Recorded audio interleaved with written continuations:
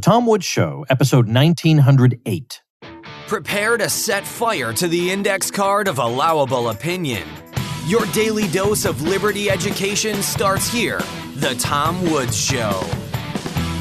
Hey folks, if you've been meaning to get into Bitcoin but you don't know what you're doing and you feel like you're never going to do it, I have the solution for you. It's Coinbits App. It rounds up your purchases and takes the spare change and automatically invests it in Bitcoin for you. And before you know it, you have a nice little portfolio. Turn it on and off whenever you want. Grab your money whenever you want. Check it out at coinbitsapp.com/woods.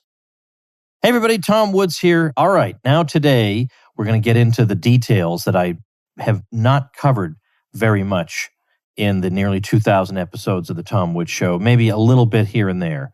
But what I want to do today is address specifically the claim that deregulation is what caused the financial crisis of 2008. And I want to go into the specifics of what that claim amounts to. Now, most people who make this claim honestly have no idea what they're talking about. If you were to say to them, name me a repealed regulation that would have prevented this crisis, they have absolutely no idea what to say. The more advanced ones might say something about the repeal of Glass-Steagall, quote unquote. And what they mean to say is the partial repeal of Glass-Steagall, and we'll talk about that. But in general, most people don't even know an answer. And if they do have an answer, their knowledge is, sometimes people say a mile wide and an inch deep. This is like an inch wide and an inch deep. If you were to follow up with them, they really have nothing to say.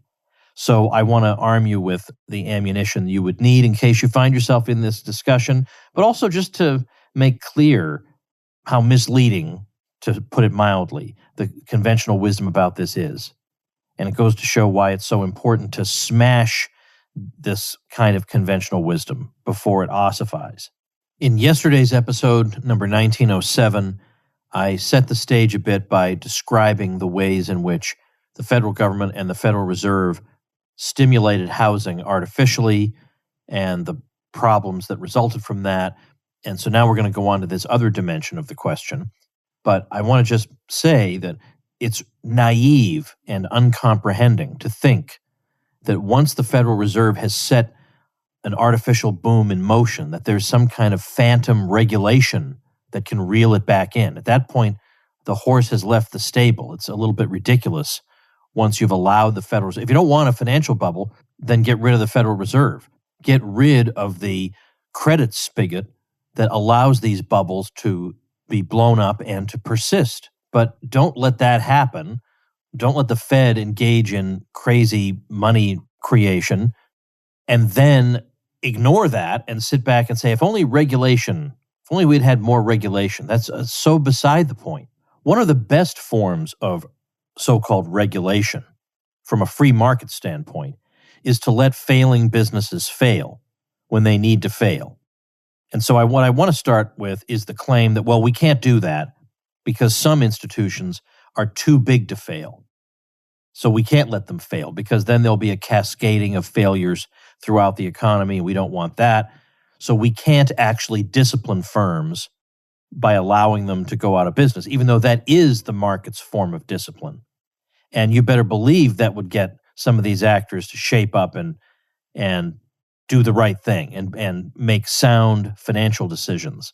Well, we can't do that, they say, because some of these institutions are too big to fail. So General Motors was too big to fail. Bear Stearns was too big to fail. AIG. And the widespread acceptance of the too big to fail theory helps to account for why only weeks after Bear Stearns failed, Lehman Brothers, which held the same kind of assets that Bear Stearns had held, was still able to raise hundreds of millions of dollars. How was it able to raise hundreds of millions of dollars, even though it appeared to be in exactly the same straits that Bear Stearns, which had just failed, had been in? And it's because most people looking at the situation felt like it was fairly probable that Lehman would be bailed out by the government. In fact, even a major money market fund, Reserve Primary, got a piece of the action, and a fund like that's supposed to make only the most conservative investments. So Lehman looked like a conservative investment to some people because of the history, the very, very, very recent history of government bailouts. Now think of what the implications of this are, whether it's a financial institution or something like General Motors, any firm that is widely considered to be so-called too big to fail enjoys artificial advantages at the expense of its competitors. Because lenders know these firms enjoy government protection, at least implicitly. So therefore, lenders consider their investments in these firms to be basically without risk. And so the net result is that these firms that are said to be too big to fail can attract capital artificially easily. And smaller firms are put at a competitive disadvantage as a result. And so when the next crisis comes, the too big to fail firms will be all the larger, and warnings of systemic risk if we allow the too big to fail firm to fail, that'll become all the more hysterical. And then you get another cycle of bailouts. So we learned in 2009 that in the wake of the bailouts, the largest banks were able to borrow from the Fed at considerably lower rates than smaller ones. And that gave them a competitive advantage, the larger firms. See, this is the kind of thing that most progressives miss. It's like they're not even trying to look for it, because most progressives, in my experience, don't know anything about the Federal Reserve. They think it's weirdly conspiratorial even to talk about it. So when there are ways in which the Fed or government regulation tend to privilege larger institutions at the expense of smaller ones, then they go ahead and blame capitalism for why they think certain outcomes are lopsided. And they don't look at the systematic reason for why these things might be lopsided. So, for example, the Wall Street Journal wrote this: the handful of banks with more than $10 billion in assets were paying 1.18% to borrow money in the second quarter, the FDIC in data issued Thursday. By contrast, banks with between $100 million and $1 billion in assets were paying 1.97%, a big difference in a business where tenths of a percentage point translate into millions of dollars in profits, unquote. And some of these incentives that the whole too big to fail doctrine gives rise to are not particularly subtle. So I want to read you a passage from an economist named Craig Pirrong, and he writes this: Goldman Sachs knows it is too big to fail. How does it know this? Well, the government bailed out AIG, not so much for AIG's sake, but for the sake of big AIG counterparties, most notably Goldman. Moreover, given the conventional wisdom that the government's primary error in the financial crisis was its failure to bail out Lehman, a piker compared to Goldman, it doesn't take a rocket scientist to figure out that it won't repeat that mistake in the future and let Goldman go down. So Goldman knows it can get bigger and take more risk. It is the classic heads Goldman wins, tails the sucker taxpayer eats the loss gambit. Fannie Mae and Freddie Mac surely knew they were too big to fail. Freddie Mac's David Androukonis writes, the thinking was that if something really bad happened to the housing market, then the government would need Freddie and Fannie more than ever and would have to rescue them. And then a top Freddie Mac executive added this, quote, it basically worked exactly as everyone expected. When things got bad, the government came to the rescue, unquote. So the most fundamental reasons to allow companies to fail include the following. So first one, without market discipline, large firms will adopt artificially risky and often heavily debt-based strategies, knowing full well that any downside risk will just be shared with the public. Then another one, instead of promptly discontinuing wealth-destroying activities, which is frankly what these firms are up to, we're keeping them alive. Then another one, genuinely profitable wealth-generating activities are deprived of investment capital and other resources because those things are being diverted to ongoing wealth destruction by giving them to bailed out firms. Firms that are obviously destroying wealth, that's why they're going out of business. Then the mechanism by which the market puts resources into the hands of the most skilled and deserving is undermined. That's what the profit and loss system does relentlessly, day after day after day, is to move resources away from people incapable of being good stewards of them and into the hands of people with proven track records. Then, firms that are marginally below the magical too big to fail threshold now have an incentive to take still greater risks because they're so close to that promised land of government protection, they might as well get considerably riskier, hoping they can get over that threshold. Then, allowing large firms to fail would encourage other market participants to move toward savings-based rather than debt-based finance models, which would be maybe a healthy shift. Now let's take the specific case of Bear Stearns. The official rationale for bailing out Bear Stearns was that the company was too interconnected to be allowed to fail because its failure would have triggered a cascade of other failures, ending in general catastrophe. Now, one of the problems with that story is that the Financial Crisis Inquiry Commission, which held an investigation about all this, found that Bear's assets exceeded its liabilities, so which meant it was legally solvent at the end of its first fiscal quarter of 2008. Now, maybe this estimate was mistaken, but Bear was obviously not worthless or just a shell, and creditors would have been made more or less whole in bankruptcy proceedings.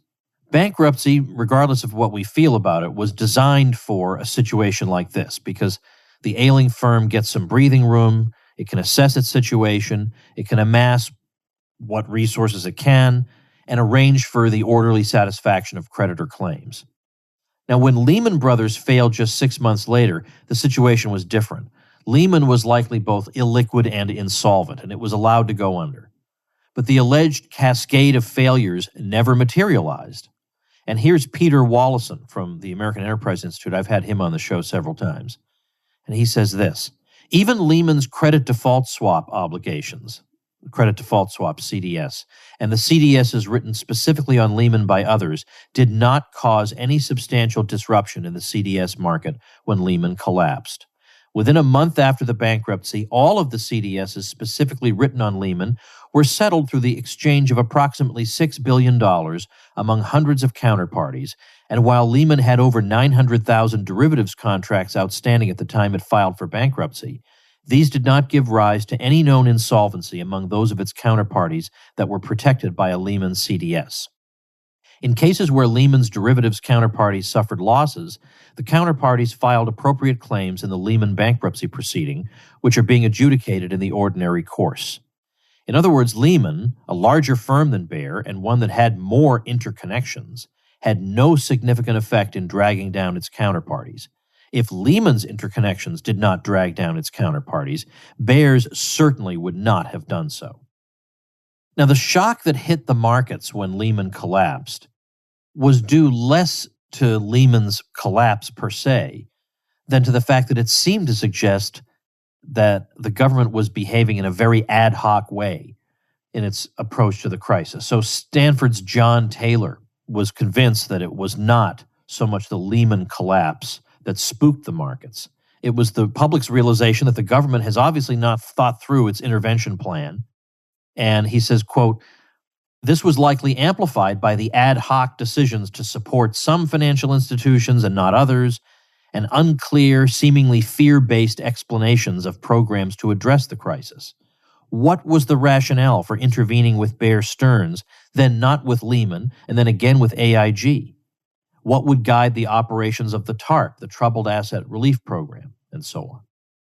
What in fact happens during a financial crisis is not that one bankruptcy leads to another, and so on down a road to general catastrophe.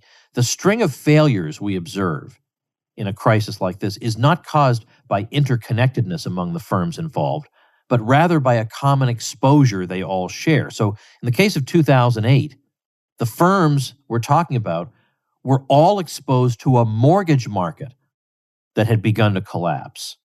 Financial firms, as a rule, diversify their assets precisely in order not to expose themselves unduly to the fortunes of any one institution.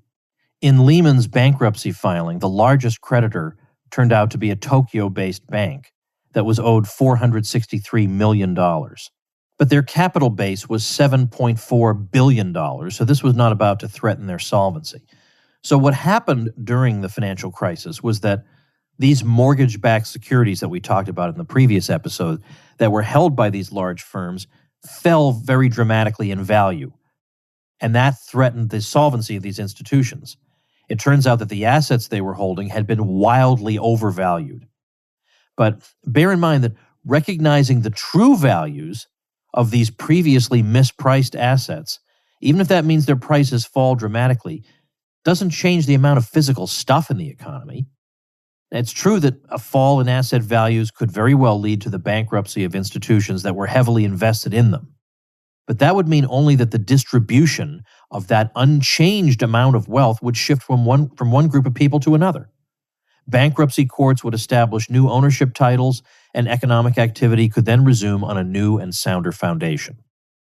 Hey folks, let's take a minute to thank probably one of the cleverest sponsors I've had, and that is Coinbits App. I know a lot of you folks have been thinking, yeah, maybe I should get into Bitcoin, and maybe there's a dip, and now's the time to buy, but is now the time? And I don't really know what I'm doing, and I don't really want to shell out that much dough all at once, and so then you wind up not doing anything.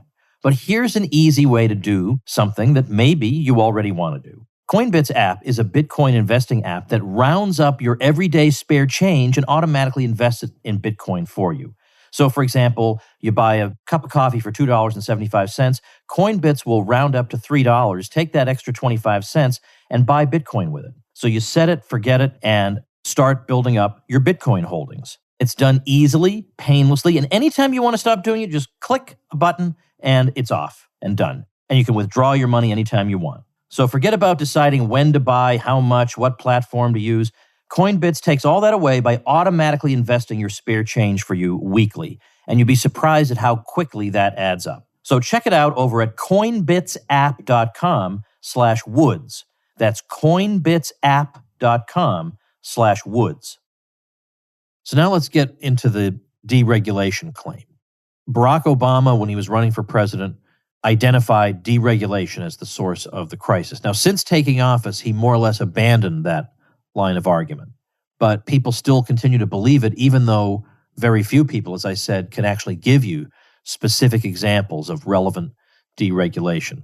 So, I mean, for some people, it's like this argument is so natural, they don't even need to do any research. They just know that deregulation must have caused our problems, even if they have no idea what deregulation is or what it consisted of or what exactly our problems are. So I don't know how many Americans think that there's no problem too great that their wise overlords couldn't have prevented it by just being able to crack a few more skulls. So the possibility that the people protecting us may themselves be the source of the problem is just unthinkable. And of course, we've seen that amply demonstrated in the COVID fiasco. So let's look at the key planks of financial regulation over the past several decades, and you'll see that there isn't a whole lot here that could account for the severity of the crisis that struck in 2008. So it was under Jimmy Carter that Regulation Q was mostly repealed, and that limited the amount of interest that banks could pay on savings deposits. Well, it doesn't seem like that would have caused a global financial meltdown 30 years later. Then the Regal-Neal Interstate Banking and Branching Efficiency Act of 1994 repealed restrictions on interstate branch banking. Well, that doesn't seem like that would destabilize the banking system because presumably if you allow interstate branch banking, it allows banks to diversify their portfolios more easily. And then finally, bank holding companies were allowed to underwrite corporate securities. Now, that in itself is not particularly risky. Charles Calamiris, a professor at Columbia Business School, I've also had him on the show, is correct to note that we'd be in much better shape today if these institutions had been doing more corporate underwriting, similar to insurance, and less securitizing of bad mortgages. There's nothing relevant that the banks did in the years leading up to the crisis that they couldn't have done in the absence of deregulation. Banks have always been free to hold or securitize mortgages, including the subprime and no-doc varieties of mortgages. There is no repealed regulation that would have prevented them from doing these things.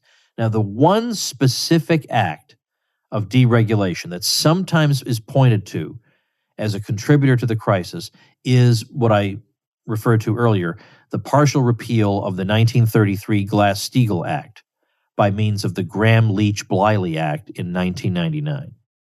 Now, once people realized that Joe Biden had supported this in the Senate and Bill Clinton had signed it into law, well, some people backed away from that because it would embarrass their political heroes. So what is this Glass-Steagall that we hear so much about?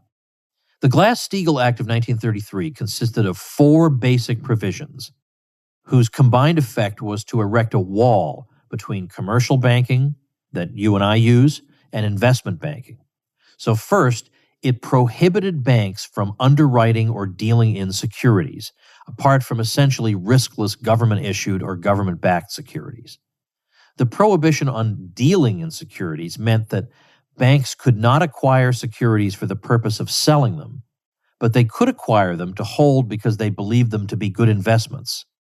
Banks could later sell them when they concluded they were no longer good investments, or just when they happened to need cash. Then second, securities firms could not take deposits. And then the remaining 2 provisions prevented banks even from being affiliated with firms whose main function was to underwrite or deal in securities. Well, Graham Leach Bliley repealed only this last part of the earlier legislation, and it thereby made it possible for a commercial bank and an investment bank to coexist under the umbrella of a common holding company. It did not repeal the provision preventing banks from underwriting or dealing in securities. Commercial banks continue to operate under the same Glass-Steagall restrictions that have existed since 1933. The financial condition of the banks and the financial crisis itself had nothing to do with the repeal of Glass-Steagall.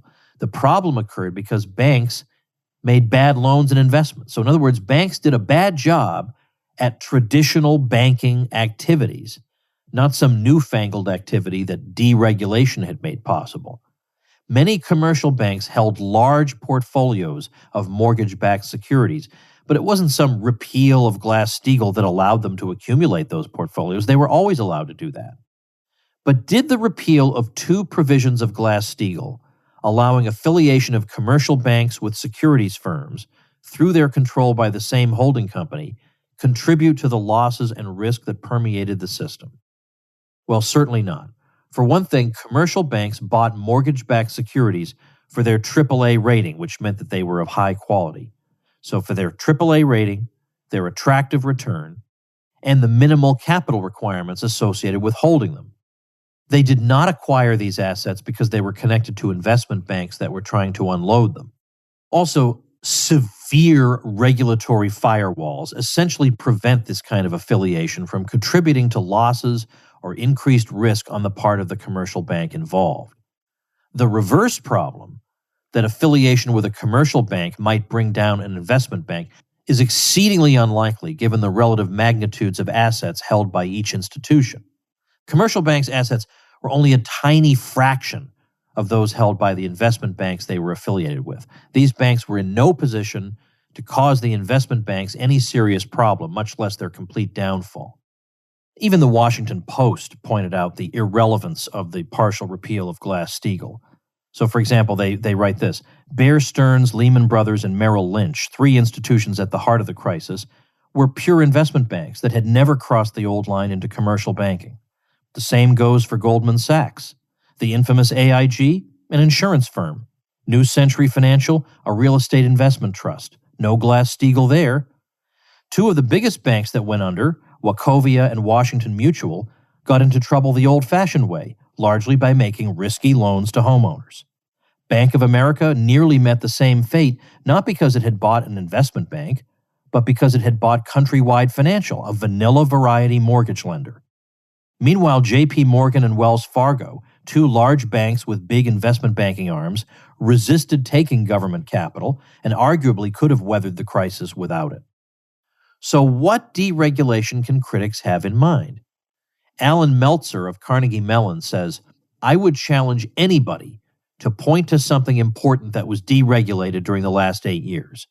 The last major financial deregulation was the 1999 act that President Clinton signed, removing the Glass-Steagall provisions separating commercial and investment banking. No other country in the world separates commercial and investment banking, and none of them have problems on that account. Nor have we had problems on that account. Then economist Bill Woolsey says this: Glass-Steagall is a red herring. I think it's brought up because it's the only bit of deregulation that seems slightly relevant, and some people cannot accept that misregulation and entrepreneurial error, rather than deregulation, was the key source of the problem. In fact, during the boom years, the Federal Reserve boasted of its unique ability to foresee and prevent financial crises. And let's remember that the Fed is considered to be the key regulator of the banking system. And they said, well, don't worry, we've got this in hand. We can do this. Here's January 2007, Ben Bernanke, who was at that time chairman of the Federal Reserve. This is on the verge of the financial crisis, telling a gathering of academics. So this is a passage from Bernanke. Together with the knowledge obtained through its monetary policy and payments activities, information gained through its supervisory activities gives the Fed an exceptionally broad and deep understanding of developments in financial markets and financial institutions. In my view, however, the greatest external benefits of the Fed's supervisory activities are those related to the institution's role in preventing and managing financial crises. In other words, the Fed can prevent most crises and manage the ones that do occur. Finally, the wide scope of the Fed's activities in financial markets, including not only bank supervision and its roles in the payments system, but also the interaction with primary dealers and the monitoring of capital markets associated with the making of monetary policy, has given the Fed a uniquely broad expertise in evaluating and responding to emerging financial strains. Well, that was Ben Bernanke. And then later that year, the housing bubble burst. So, of course, the Fed failed to prevent the 2008 crisis, and itself bears much responsibility for what went wrong. Now, did that make the political class re-examine the Fed's claims about its wondrous abilities? Now, of course, to the contrary, in the wake of the crisis, the Fed was given still more regulatory authority. So it seems to be a general rule, and again, the COVID situation only amplifies this. No matter how badly regulators fail, every crisis brings calls to empower them further. There seems to be nothing that regulators could do to make the public consider the excluded possibility that mere regulation of a flawed system doesn't make the system at root any less flawed. Our talking heads who thoughtlessly call for more regulation as a panacea are attributing quasi-magical powers to people who, in the real world, tend to be unworthy of these exaggerations. As Bob Higgs put it, had they been given even greater powers, budgets, and staffs, what enchantment would have transformed the regulators into smart, dogged champions of the public interest, rather than the time-serving drones and co-conspirators with the regulated firms that they have always been? Think of the case of Bernie Madoff. Madoff ran a scheme in which wealthy, if gullible, individual and institutional investors wound up losing $50 billion. Madoff was extraordinarily skilled at beating the market, is what his clients thought. In fact, all he was doing was taking later clients' money and using it to pay earlier clients. And obviously that scheme requires the addition of a greater and greater number of new clients over time. That's a Ponzi scheme. So what was the immediate predictable result? The Madoff fiasco shows what happens when you cut funding and personnel for the Securities and Exchange Commission, which, critics said, suffered under George W. Bush. Additional regulators and more funding would solve the problem. But actually, George W. Bush hadn't cut funding or personnel for anything at all. SEC funding increased at an 11.3% annualized rate, as compared to 6.8% under Bill Clinton. Its staff grew at 1% per year, as compared with negative 1.2% under Jimmy Carter. So we have to entertain another theory. Maybe for all its employees and wealth, the government had simply failed. The SEC had been warned about Madoff for at least 10 years, and perhaps as many as 16. Madoff even boasted of his family ties at the SEC. So even though it had the largest budget and largest staff in its history, it still failed to act. By contrast, Harry Markopolos, one of Madoff's competitors, simply examined the option strategy Madoff told his clients he was using and concluded that his alleged results had to be fraudulent. So you see how an alert competitor has a powerful incentive to be a good regulator himself? All right, so maybe it took them at least a decade of warnings, but at least the SEC finally wised up and did the right thing and nabbed him, right? Actually, the SEC had nothing to do with it. Madoff's own sons turned him in after he came to them and explained what he had done. And he felt compelled to approach them with the real story in the first place, only because his financial situation had begun to deteriorate so badly.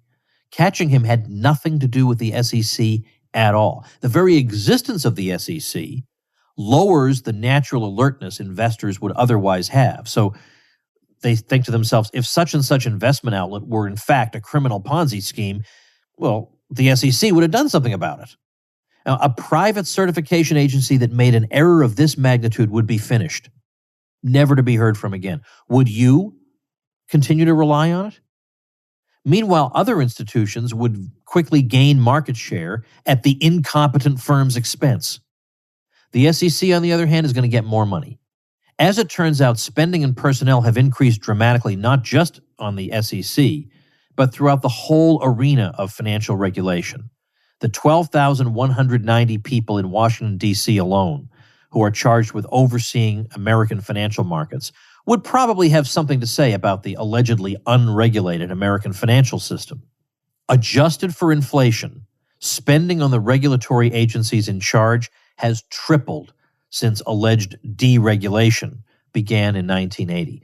I've given that statistic numerous times, and the best the other side can come up with is to say that that's not adjusted for inflation. And then I point out that it is, and then they don't know what to say. Lawrence Kotlikoff of Boston University came up with a tally of 115 regulatory agencies for financial services. So we're supposed to believe that things would improve if only we had had 116? And incidentally, just because you have more regulators doesn't mean you're going to get more genuine oversight. George Stiegler is a Nobel laureate in economics, and he developed a capture theory of regulation whereby firms in a regulated industry tend to capture the regulatory body so that they and their concerns dominate the regulatory agenda. And that agenda becomes an instrument of the further aggrandizement rather than the genuine supervision of the industry. So if that's correct, then we have here another reason to consider it naive, simplistic, childish, to foist major tasks of economic stabilization onto regulatory bodies in some superstitious hope that this race of supermen will identify and act upon problems before anyone else perceives them, and always with an eye to the public interest. Not to mention the revolving door that often exists between regulatory agencies and the private sector. A Wall Street Journal headline ran, "SEC lawyer one day, opponent the next." Gerald O'Driscoll, who was a former vice president of the Dallas Fed, said, "The idea that multiplying rules and statutes can protect consumers and investors is surely one of the great intellectual failures of the 20th century. Any static rule will be circumvented or manipulated to evade its application." Now remember, the regulators themselves failed to predict the crisis or even to identify the problems in the economy leading to the crisis. We were told instead that things were fine, the economy is robust. Alan Greenspan in 2005 said conditions in the housing market were actually encouraging, his word.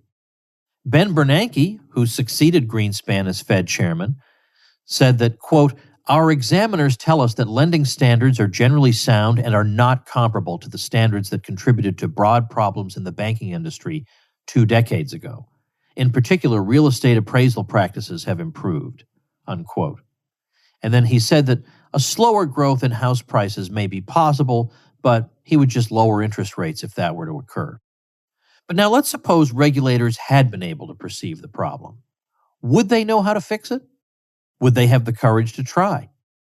Russ Roberts says, "A regulatory crackdown on loose mortgage underwriting standards in 2004 would have meant taking away a punch bowl filled with more home ownership, particularly among minorities, as well as expansion and profits in the businesses of home building, real estate brokerage, mortgage origination, and Wall Street financial engineering." So you think some time-serving drone in a regulatory agency is going to stand up against that? Not too bloody likely. And let's be blunt here. How many business school or other graduate students aspire to become regulators? The brighter students go on to become successful businessmen and entrepreneurs. The slower ones wind up in the regulatory agencies. We expect a kid who graduated number 505 out of a class of 508 not to get his clock cleaned by a kid who graduated number 12. Now, in this episode, I won't talk about Dodd-Frank, the the financial reform bill that was passed in 2010, but I will link on the show notes page to an episode I did about that with somebody who wrote a whole book on it. But let's make a couple more points here.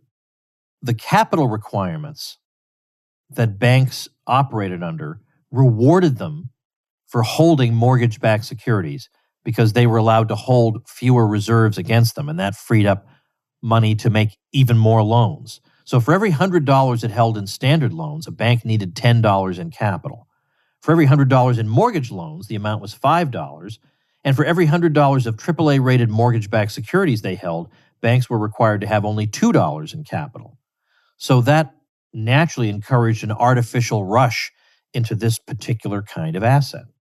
Now, on a free market, institutions are probably likely to hold a wide variety of assets. But when government regulation artificially fosters one kind of asset over another, as it did in this case, the favored asset will be more widely held than it would otherwise have been. And if it declines in value, the economic effects will be that much more severe. Economists Jeffrey Friedman and Vladimir Krauss said that regulations are like mandatory instructions for herd behavior, automatically increasing systemic risk. Now, we hear a lot of hand-wringing about poor management at major financial institutions, but what we don't hear so much about is that the current regulatory environment makes it essentially impossible for professional and institutional investors to do anything about it. So institutions like insurance companies, pension funds, mutual funds, and banks are not permitted to hold more than a very small stake in any particular company. Hedge funds and private equity investors are restricted by regulations that prevent them from acquiring a controlling interest in a bank holding company. But it's these kinds of institutional investors who have a direct stake in the firms in question that are best positioned to keep wayward management in line. So just hoping that regulators will perceive these problems when they have none of their own money at stake, and when, as in the present crisis, they have a track record of identifying problems as virtues, is not very promising. And so because of this government policy, stockholders of these institutions are artificially disorganized and scattered and cannot discipline bank management properly. And management, meanwhile, enjoys an artificial protection that would not exist on the free market. And so when bank managers feather their nests under a system like this, our commentators then react with surprise. Then we also hear investment bank leverage was too high. So in other words, these institutions were looking to multiply their gains by using money borrowed at low interest rates to purchase long-term assets they expected to increase in value. Now, these institutions may well have engaged in too much of this, but we should pause to consider why they might have done so. Why would equity ratios be so low in the financial industry and so much higher everywhere else?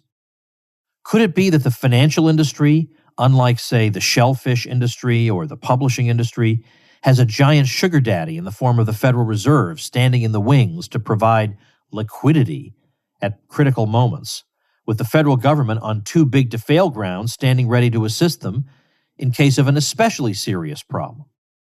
When Alan Greenspan made sure the long-term capital management hedge fund was bailed out in 1998, Wall Street firms naturally concluded that if a hedge fund wasn't allowed to fail, then surely no investment bank would be permitted to go under.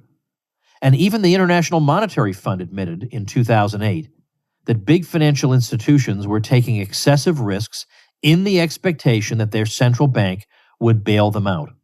They have grown, quote, more complacent about their liquidity risk management systems and underinsured against an adverse liquidity event, depending more heavily on central bank intervention for their liquidity problems, unquote.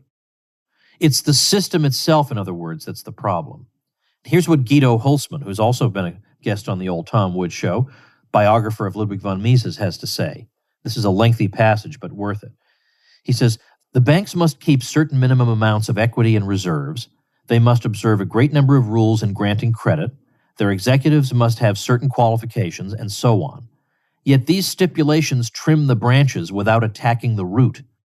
They seek to curb certain known excesses that spring from moral hazard, but they do not eradicate moral hazard itself. As we have seen, moral hazard, and by the way, moral hazard refers to the artificially high risk tolerance you have when you know that somebody else will pay for the losses. It's like when you rent a car, you don't go get a rental car washed. You don't get an oil change for a rental car. You're not going to have that car for the long term. You figure somebody else will take care of that. Now back to Guido Holzman. As we've seen, moral hazard is implied in the very existence of paper money. Because a paper money producer can bail out virtually anybody, the citizens become reckless in their speculations. They count on him to bail them out, especially when many other people do the same thing. To fight such behavior effectively, one must abolish paper money. Regulations merely drive the reckless behavior into new channels. And continuing with Holzman, one might advocate the pragmatic stance of fighting moral hazard on an ad hoc basis wherever it shows up. Thus, one would regulate one industry after another until the entire economy is caught up in a web of micro-regulations. This would, of course, provide some sort of order, but it would be the order of a cemetery. Nobody could make any potentially reckless investment decisions anymore. Everything would have to follow rules set up by the legislature. In short, the only way to fight moral hazard without destroying its source, fiat inflation, is to subject the economy to a Soviet-style central plan. Now back to me. If we want to understand where banking instability comes from, we might start where Guido recommends. Instead of fooling ourselves into believing that another round of regulations will keep things stable, when in fact, as surely as night follows day, they'll just be gamed by the major players. So there you have it, folks. There's the overview of what really happened. So, if you like and appreciate the old Tom Woods Show, then become a supporting listener, because man, do you get a lot of bonuses for that, including membership in the great Tom Woods Show Elite, which is going to keep you sane during insane times. So warm my heart by heading over to supportinglisteners.com, and I'll see you tomorrow. Become a smarter libertarian in just 30 minutes a day. Visit TomWoods.com to subscribe to the show for free, and we'll see you next time. Like the sound of The Tom Woods Show? My audio production is provided by Podsworth Media. Check them out at podsworth.com.